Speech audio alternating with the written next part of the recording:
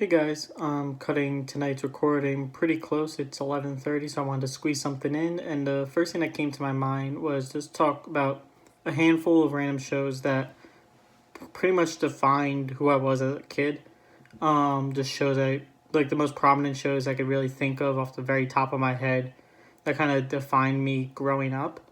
There's a lot of shows I watched as a young kid and stuff, but there's a handful that really stick out to me to this day as being like the most prominent ones.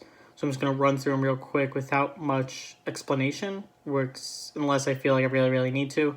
Um, what spurred this originally was I was just watching Grey's Anatomy with my sister. It's kind of like our show. We've been pretty much watching it since we were toddlers, which is way too young for anyone to watch Grey's Anatomy. But that's when we started because that's when my mom first started watching it. And since then, we've kind of kept up with the seasons and stuff. Whatever's on Netflix is what we know. My sister has rewatched the show dozens and dozens, if not hundreds of times. So she's probably spent more time watching Grey's Anatomy than she has in school so far, and she's in college. So it's been a pretty significant part of our lives. Another one that's big for my sister and I is Rugrats, which is one that specifically when we were younger, but even since then has been very foundational to our relationship as a brother and sister. It was something that, we connected with a lot more when we were younger with on, but even since then we rewatch the Rugrats movies now and again just because they're so nostalgic, I guess. Like it's really more about that nostalgic feeling than the actual content of the movie. The movies are pretty good, but not, up to par with adult like television. And then a few that kind of defined me when I was real young was Rescue Heroes was a big one, which was about just emergency service type characters, firefighter, policeman, things like that, but in much more exaggerated heroic role in the show. But that was a pretty big one when I was real young. That's the one that I think as a kid, at least from my memory, kind of defined me the most growing up.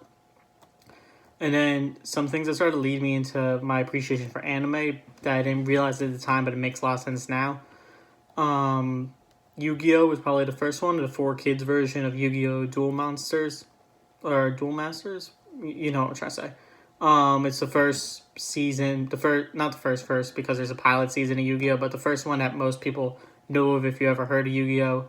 Basically, it's an anime card game theme which has been done a bunch of times, but Yu-Gi-Oh! Was pretty much the first one aside from Pokemon. Pokemon obviously has that theme, but without the cards quite as much.